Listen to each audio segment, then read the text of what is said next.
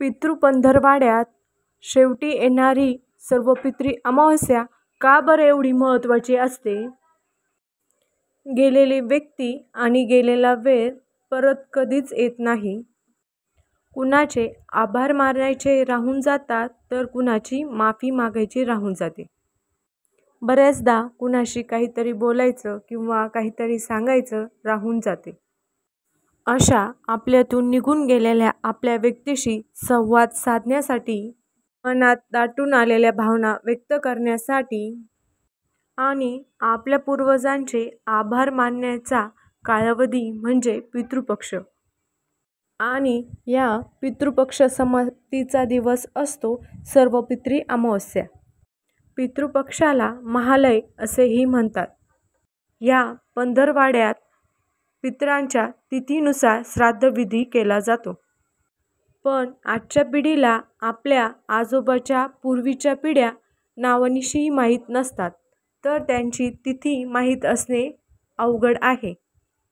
यावर तोडगा म्हणजे ज्या पितरांच्या तिथी माहीत नाही त्या पितरांचे श्राद्धविधी सर्वपित्री अमावस्येला केले जातात. मंडळी, बऱ्याच वेळा आपण स्वतःला स्वयंभू समजत असतो, पण आपल्या जडणघडणीमध्ये बऱ्याच जणांचा हात असतो. आपल्या आयुष्याची गाडी भरधाव वेगाने जावी यासाठी आपल्या पूर्वजांनी आपला मार्ग सोयीस्कर करून ठेवलेला आहे. मग ह्या प्रवासात त्यांची आठवण ठेवून त्यांच्याबद्दल कृतज्ञता व्यक्त करणे आपल्याला आवश्यक आहे. म्हणून तर आपण अनेक वाहनांच्या मागील बाजूस आई वडिलांची पुण्याई, आजी आजोबाची पुण्याई असे नावे लिहिलेले वाचतो. पूर्वजांची स्मृती जागृत ठेवून त्यांना आदरांजली वाहण्यासाठी धर्मशास्त्राने पितृपंधरवड्याचा मार्ग स्वीकारलेला आहे.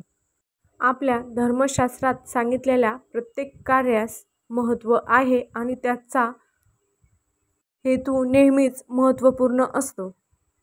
श्राद्धविधी करण्यासाठी गुरुजीला बोलावले जाते व मंत्रोच्चारण करून श्राद्धविधी पार पाडला जातो. पण जर काही कारणास्तव आपल्याला ह्या पितृपक्षात श्राद्धविधी करणे जमत नसेल व श्राद्धाची तिथी निघून जाईल असे वाटत असेल तर तिथीनुसार सात्विक अन्न शिजावे व कुत्र्याला, गाईला, कावळ्याला अन्न द्यावे. तसेच पूर्वजांची स्मृती ठेवून यथाशक्ती अन्नदान व वस्त्रदान करावे किंवा आपल्या इच्छेनुसार यथाशक्ती दान करावे. तरीही श्राद्धविधीचे फळ प्राप्त होते. तसेच आपल्या यथाशक्ती गरजू व्यक्तींना आपण दान करू शकतो. पण मंडळी, श्रद्धा असेल तरच श्राद्ध बरं का, कारण श्रद्धेने केलेली कोणतीही गोष्ट लाभते. सर्वपित्री अमावस्येला आपल्या पूर्वजांचे स्मरण करावे आणि त्यांचे आभार मानावे. तसेच एखाद्या गोष्टीबद्दल त्यांची क्षमा मागायची असेल तर क्षमा देखील मागावी. तसेच एखाद्या गोष्टीची कबुलीही द्यायची असेल तर तीही द्यावी व त्यांचे आशीर्वाद प्राप्त करून घ्यावेत.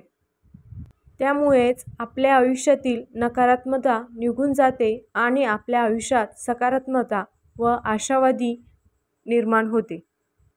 तर अशी ही सर्वपित्री अमावस्या यंदा 21 सप्टेंबरला येणार आहे. आपल्या पितरांचे आशीर्वाद मिळवण्यासाठी व आपला पितृदोष दूर करण्यासाठी हा खूप महत्त्वाचा दिवस आहे. शास्त्रात असे सांगितले जाते की सर्वपित्री अमावस्येला जर श्राद्धविधी केला तर 3 पिढ्यांना मोक्ष प्राप्त होतो. म्हणूनच हा एक विशेष दिवस मानला जातो. गरुड पुराणात असेही सांगितले जाते की सर्वपित्री अमावस्येला जर श्राद्ध केले तर आपल्या पितरांना मोक्ष प्राप्त होतो.